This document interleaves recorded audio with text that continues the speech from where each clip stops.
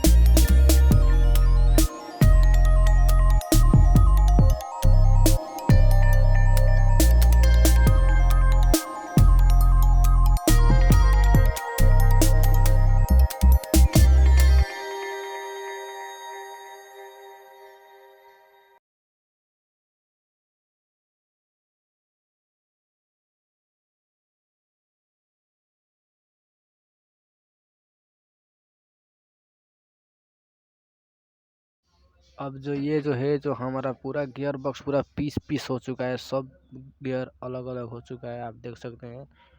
एक भी ऐसे सामान नहीं अभी, मतलब ये जो है ये भी हो जाएगा। तो ऐसे मतलब गियर बॉक्स पूरा ओपन करते हैं, पूरा खोलते हैं। तो उम्मीद है आप सीख गए होंगे। तो तब तक के मिलते हैं इसी वीडियो के दूसरे पार्ट में, कैसे बनाएंगे कैसे सेट करेंगे। तब तक के लिए बाय बाय।